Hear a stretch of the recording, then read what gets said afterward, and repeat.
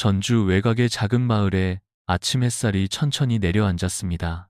김영수는 80살이 되었지만 아침밥을 먹고 나면 늘 마당 한쪽의 텃밭부터 살폈습니다. 그날도 이정숙은 부엌에서 달걀찜을 만들고 남은 껍데기를 모아 쓰레기 봉투에 넣으려 했습니다. 그때 김영수가 조용히 손을 내밀었습니다.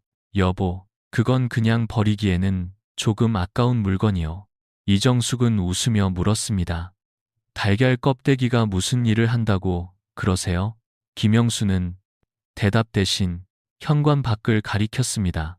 그곳에는 상추 몇 포기와 깻잎, 고추 모종, 방울토마토 화분이 줄지어 있었습니다. 봄을 지나 초여름으로 가는 이때 흙은 금방 마른 듯 보이다가도 속은 눅눅했고 비가 한번 내리면 어린 모종 주변에 달팽이와 작은 벌레들이 지나간 흔적이 남았습니다. 오래 쓴 화분 흙은 물을 줘도 한쪽으로만 빠지고 어떤 곳은 딱딱하게 뭉쳐 있었습니다. 김영수는 조심스럽게 말했습니다. 이런 흙에 비싼 것만 자꾸 넣는다고 바로 좋아지는 것은 아니오. 집에서 나오는 깨끗한 재료를 알맞게 돌려 쓰는 일도 중요하오.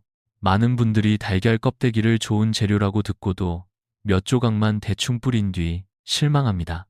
하지만 문제는 껍데기가 쓸모없는 것이 아니라 쓰는 방법을 모르기 때문입니다. 오늘은 부엌에서 나온 작은 껍데기가 어떻게 흙을 돕고 어린 작물을 지키며 오래가는 텃밭 습관으로 이어지는지 차근차근 말씀드리겠습니다. 어렵게 하지 않겠습니다. 지금 가진 것에서 시작하겠습니다. 달걀 껍데기는 하루아침에 작물을 바꾸는 재료가 아닙니다. 그래도 제대로 씻고 말리고 목적에 맞게 부수면 전주 작은 마당의 흙처럼 지친 곳에 천천히 힘을 보태는 조용한 재료가 됩니다. 그래서 오늘 이야기는 버리는 손을 잠시 멈추는 데서 시작합니다. 작은 습관이 계절을 지나며 텃밭의 표정을 바꾸기 때문입니다. 천천히 말입니다. 그렇게 김영수가 달걀 껍데기를 따로 챙기자 마침 대문 밖을 지나던 박철수가 고개를 들이밀었습니다. 박철수는 78살이었고 해마다 고추와 상추를 심었지만 봄에는 늘 흙 때문에 고민이 많았습니다. 그는 마당 한쪽에 놓인 달걀 껍데기를 보고 웃으며 말했습니다. 영수 형님, 그걸 정말 밭에 쓰려고 모아두신 겁니까? 나도 예전에 몇 번 뿌려봤는데 별 차이를 모르겠던데요. 김영수는 서두르지 않고 마른 껍데기 하나를 손에 올려 보였습니다. 철수 씨, 달걀 껍데기는 오늘 넣고 내일 잎이 커지는 재료가 아니오. 이걸 그렇게 생각하면 누구나 실망하오.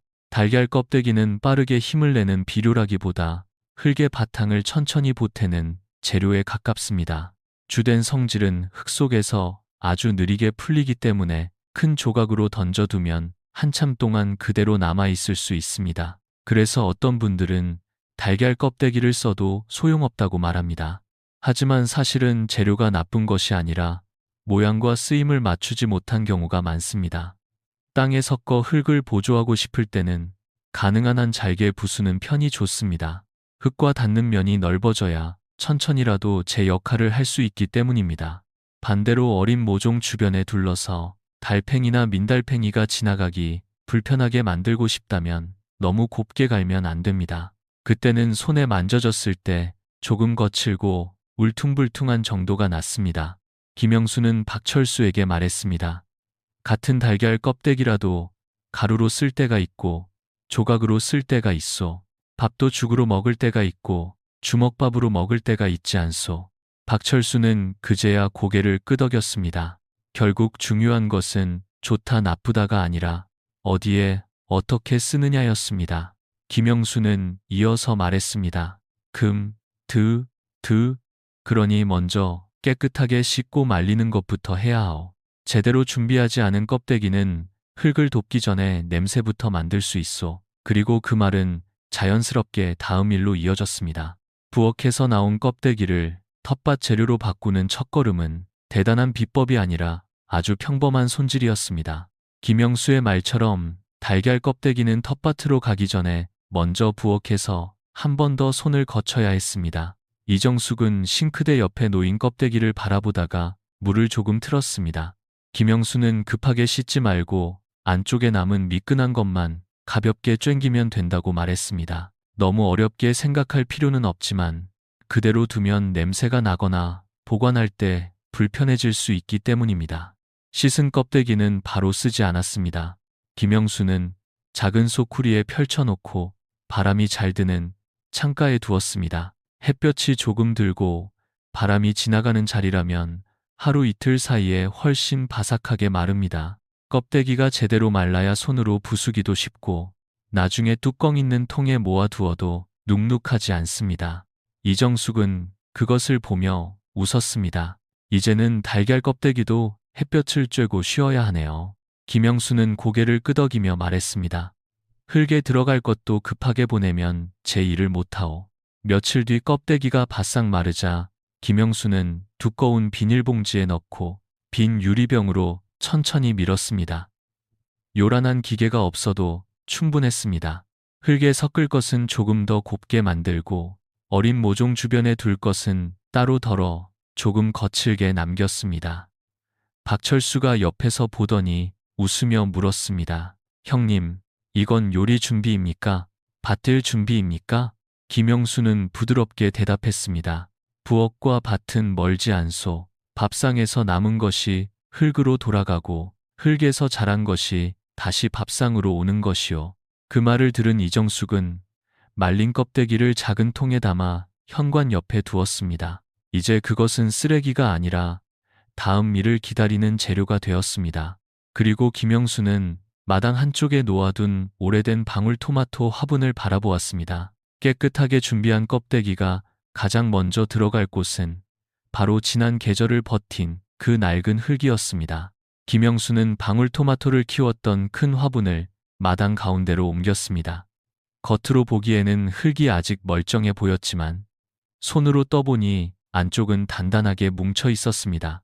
물을 줄 때는 위에서 금방 빠지는 듯 했지만 조금만 파보면 축축한 덩어리가 그대로 남아 있었습니다. 박철수는 그 모습을 보고 말했습니다. 겉은 말랐는데 속은 왜 이렇게 무겁습니까? 김영수는 흙을 손바닥 위에 올려놓고 천천히 부수며 대답했습니다. 화분 흙은 좁은 곳에서 한 계절을 버티니 금방 지치오. 그래서 다시 쓰려면 그냥 심는 것이 아니라 숨 쉴 자리를 만들어 주어야 하오. 그는 먼저 굵은 뿌리와 마른 줄기 조각을 골라냈습니다. 그리고 흙을 큰 대야에 담아 부드럽게 풀었습니다. 그 다음 곱게 부순 달걀 껍데기를 조금 넣고 완전히 익은 퇴비와 마른 잎이 잘게 부서진 것을 함께 섞었습니다. 김영수는 박철수에게 말했습니다. 달걀 껍데기만 넣는다고 흙이 갑자기 좋아지는 것은 아니오. 밥상도 반찬 하나로만 차릴 수 없듯이 흙도 여러 가지가 알맞게 어울려야 하오. 이정숙은 옆에서 그 말을 듣고 고개를 끄덕였습니다. 예전에는 흙이 힘을 잃으면 새 흙을 사오는 것만 생각했지만 이제는 지난 흙을 살펴보고 다시 쓸 수 있는 만큼 돌보는 일이 더 자연스럽게 느껴졌습니다. 김영수는 섞은 흙을 바로 화분에 담지 않고 하루 이틀 바람을 맞게 두었습니다. 너무 젖은 곳은 말리고 너무 뭉친 곳은 다시 손으로 풀어 주었습니다. 흙도 사람처럼 한 계절 일하고 나면 잠시 쉬어야 한다는 생각이 들었습니다. 그렇게 준비한 흙은 예전보다 한결 가볍고 부드러워졌습니다. 박철수는 그제야 달걀 껍데기가 혼자 모든 일을 하는 재료가 아니라 흙을 다시 살리는 과정에 함께 들어가는 재료라는 것을 이해했습니다. 하지만 김영수의 눈은 곧 옆에 놓인 어린 상추 모종으로 향했습니다. 흙을 살리는 일이 끝났다고 해서 봄 텃밭의 걱정이 모두 끝나는 것은 아니었습니다. 비가 내린 다음 아침이면 어린 잎 주변에는 또 다른 흔적이 남곤 했습니다. 그 걱정은 오래 지나지 않아 다시 눈앞에 나타났습니다. 밤사이 비가 지나간 다음 날 아침, 박철수가 서둘러 김영수의 마당으로 들어왔습니다. 형님, 우리 집 상추 어린 잎이 또 뜯겼습니다. 어제 저녁까지만 해도 멀쩡했는데 아침에 보니 가장자리가 군데군데 없어졌습니다. 김영수는 놀라지 않고 먼저 하늘을 보고 그 다음 박철수의 신발에 묻은 젖은 흙을 보았습니다. 비 온 뒤에는 흙이 부드러워지고 그늘진 곳은 오래 축축하게 남습니다. 이런 날에는 달팽이와 민달팽이가 지나가기 쉬운 길이 생깁니다. 김영수는 전날 따로 남겨둔 거친 달걀 껍데기를 가져왔습니다. 이번에는 곱게 만든 가루가 아니었습니다. 손끝에 닿으면 조금 울퉁불퉁하고 작은 모서리가 살아있는 조각이었습니다. 그는 어린 상추와 깻잎 모종 주변에 그것을 흩뿌리지 않았습니다. 대신 포기 둘레를 따라 끊기지 않게 둥글게 이어놓았습니다. 다 너무 얇게 뿌리면 빈틈이 생기니 작은 벌레가 지나갈 길을 줄인다는 마음으로 둘러야 했습니다. 박철수는 그것을 보며 물었습니다. 이렇게 하면 완전히 막을 수 있습니까? 김영수는 고개를 저었습니다. 완전히 막는다고 생각하면 안 돼요. 이것은 문을 잠그는 자물쇠가 아니라 들어오기 불편하게 만드는 낮은 울타리 같은 것이요. 비가 세게 오면 눌리고 물을 강하게 주면 흙과 섞일 수 있으니 다시 살펴야 하오. 그는 이어서 중요한 말을 덧붙였습니다. 저녁 늦게 물을 많이 주고 모종 밑을 늘 축축하게 두면 껍데기를 둘러도 소용이 줄어듭니다. 가능하면 아침에 물을 주고 포기 밑에 썩은 잎이 오래 쌓이지 않게 해야 합니다. 껍데기만 믿는 것이 아니라 습기와 통풍을 함께 봐야 합니다. 박철수는 그제야 상추 잎만 보던 눈을 흙 주변으로 옮겼습니다. 김영수는 웃으며 말했습니다. 텃밭은 잎만 키우는 곳이 아니요. 흙과 물길과 작은 벌레의 길까지 함께 보는 곳이요. 그렇게 어린 모종 주변을 정리하고 나니 두 사람의 시선은 자연스럽게 고추와 방울토마토 화분으로 옮겨갔습니다. 많은 분들이 달걀 껍데기를 떠올릴 때 가장 먼저 기대하는 것이 바로 그 작물들의 칼슘 이야기였기 때문입니다. 고추와 방울토마토 화분 앞에 서자 박철수는 조금 더 진지한 얼굴이 되었습니다. 형님, 달걀 껍데기에 칼슘이 있다면 고추나 토마토에는 더 많이 줘야 하는 것 아닙니까? 김영수는 잠시 흙 표면을 손가락으로 눌러보았습니다. 그리고 천천히 고개를 저었습니다. 철수 씨, 많이 준다고 좋은 것이 아니오. 더구나 문제가 생긴 뒤에 급하게 뿌린다고 바로 달라지는 것도 아니오.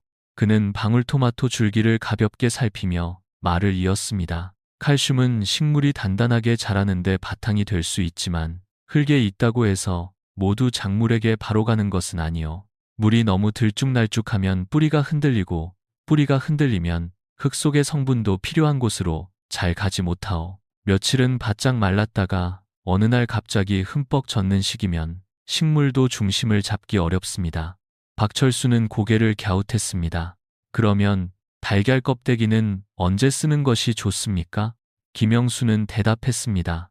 심기 전에 흙을 준비할 때 조금 섞어두는 것이 좋소. 미리 바탕을 만들어 두고 물은 되도록 일정하게 주고 뿌리는 자주 건드리지 않는 것이 더 중요하오. 창고에 쌀이 있어도 부엌으로 오는 길이 막히면 밥을 지을 수 없지 않소. 흙 속의 칼슘도 그와 비슷하오. 이정숙은 그 비유를 듣고 조용히 웃었습니다. 말이 어렵지 않아서 마음에 남았습니다. 김영수는 덧붙였습니다. 어떤 분들은 달걀 껍데기를 식초에 담가 쓰기도 합니다. 다만 그런 방법은 조심해야 하오. 거품이 생길 수 있으니 꽉 닫아두지 말고 쓰기 전에는 아주 묽게 해야 하며 처음에는 조금만 살펴보는 것이 좋소. 강하게 하는 것보다 무리하지 않는 것이 텃밭에는 더 오래 갑니다. 이야기는 다시 처음 자리로 돌아왔습니다. 달걀 껍데기는 급한 처방이 아니라 흙과 물과 뿌리의 리듬 속에서 천천히 힘을 보태는 재료였습니다. 그래서 김영수는 남은 껍데기를 한 번 쓰고 끝내지 않았습니다. 다음 계절에 흙을 준비하는 작은 순환 속으로 넣어 두려 했습니다. 다음 계절에 흙을 준비한다는 말에 이정숙은 현관 옆에 놓인 작은 통을 바라보았습니다. 그 안에는 며칠 동안 말려둔 달걀 껍데기가 차곡차곡 모여 있었습니다. 예전 같았으면 아침 설거지가 끝나는 순간 바로 버렸을 것들이었습니다. 그런데 이제는 달랐습니다. 부엌에서 나온 작은 조각들이 마당의 흙으로 돌아갈 차례를 기다리고 있었습니다. 김영수는 남은 껍데기를 손으로 만져보며 말했습니다. 곱게 부순 것은 오래 쓴 흙에 조금씩 섞으면 좋고 거칠게 남긴 것은 어린 모종 둘레에 둘러주면 도움이 돼요. 하지만 어느 쪽이든 욕심내면 안 돼요. 많이 넣는 것보다 알맞게 쓰고 한 번 쓰고 있는 것보다 계절마다 살펴가며 이어가는 것이 더 중요하오. 박철수는 그 말을 듣고 자신이 예전에 왜 실망했는지 알 것 같았습니다. 그는 달걀 껍데기를 해결책 하나로 보았지만 김영수는 흙을 돌보는 과정의 한 조각으로 보고 있었습니다. 그날 오후 세 사람은 마당 한쪽의 빈 화분을 정리했습니다. 묵은 흙은 풀어주고 마른 잎과 잘 익은 퇴비를 조금 더했습니다. 그리고 곱게 부순 달걀 껍데기를 손바닥에 덜어 천천히 섞었습니다. 화려한 일은 아니었습니다. 눈에 띄는 변화도 바로 생기지 않았습니다. 하지만 손끝으로 흙을 만지는 동안 이정숙은 아침 밥상과 작은 텃밭이 서로 멀리 떨어져 있지 않다는 생각을 했습니다. 집에서 먹고 남은 것이 흙으로 돌아가고 그 흙에서 자란 상추와 깻잎이 다시 밥상에 오르는 길이 보였기 때문입니다. 달걀 껍데기를 쓰는 원칙은 어렵지 않습니다. 흙에 섞을 때는 깨끗하게 씻고 말려 곱게 부수는 것이 좋습니다. 어린 작물을 지키고 싶을 때는 너무 곱게 갈지 말고 거친 조각으로 둘레를 이어줍니다. 고추나 토마토를 위해 쓴다면 급한 처방으로 여기지 말고 심기 전 흙 준비와 일정한 물주기 속에서 천천히 생각해야 합니다. 그리고 가장 좋은 방법은 달걀 껍데기를 퇴비와 묵은 흙의 순환 속에 넣어두는 것입니다. 작은 텃밭은 넓어야만 좋은 것이 아닙니다. 자주 들여다볼 수 있고 무리하지 않고 버릴 것을 한 번 더 살펴볼 수 있으면 충분합니다. 여러분도 집에서 달걀 껍데기를 활용해 본 경험이 있다면 댓글로 나누어 주시면 좋겠습니다. 서로의 작은 방법이 누군가의 텃밭에는 큰 도움이 될 수 있습니다. 오늘 이야기가 여러분의 상추 한 포기, 고추 한 그루, 화분 속 흙 한 줌의 조용한 도움이 되기를 바랍니다. 끝까지 함께 해주셔서 감사합니다. 오늘, 다음에도 생활 속에서 쉽게 이어갈 수 있는 텃밭 이야기를 전해드리겠습니다.